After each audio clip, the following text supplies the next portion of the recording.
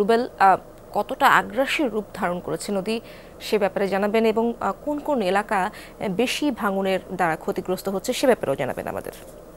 আসলে ইতিমধ্যেই কিন্তু আপনারা জানেন যে সিরাজগঞ্জ জেলার মানুষের সবচেয়ে বড় একটি সমস্যা সেটা হচ্ছে নদী ভাঙন। তীব্রতা আসলে নিঃস্ব হয়ে গেছে অনেক মানুষ। সবচেয়ে বেশি সমস্যা কিন্তু সিরাজগঞ্জের চৌহালি উপজেলায়, সেখানে কিন্তু আসলে নদী ভাঙনের তীব্রতা অনেকটাই বেড়ে গেছে। একই সাথে কিন্তু সদরে একটু দেখার চেষ্টা দেখতে পারবেন যে পিছনের চিত্রটি দেখতে বুঝতে পারবেন যে আসলে শুষ্ক মৌসুমে হওয়ার পরও কিন্তু কোনোভাবেই নদী ভাঙন থামছে না এই সিরাজগঞ্জ জেলায়।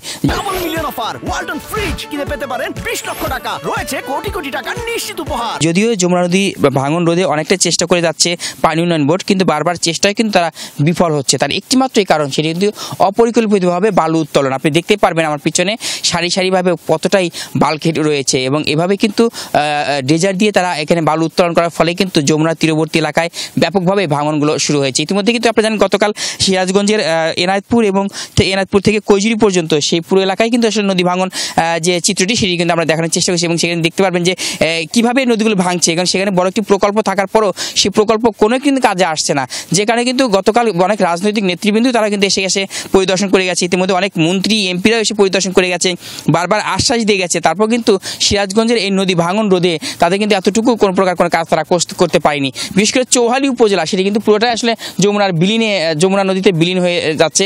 সেখানে কিন্তু আসলে নদী ভাঙন রোধে যে পদক্ষেপ নেওয়া দরকার সেটা কিন্তু আসলে কোনোভাবেই নিতে পারছে না পানি উন্নয়ন বোর্ড। বারবার আশ্বাসই দিয়ে যাচ্ছে, সেই আশ্বাসী পানি শুধু আশ্বাসই রয়ে যাচ্ছে, সেটা কিন্তু বাস্তবায়নে কিন্তু হচ্ছে না। একই সাথে চৌহালির পাশাপাশি কাজীপুর যেটি রয়েছে, কাজীপুরেও কিন্তু আসলে গত বন্যার সময় বেশ এলাকা একটি ভেঙে গেছে এবং একটি বাঁধও কিন্তু ধসে গেছে। সেখানে কিন্তু এখন পর্যন্ত মেরামতের কার্যক্রম শুরু করেনি পানি উন্নয়ন বোর্ড।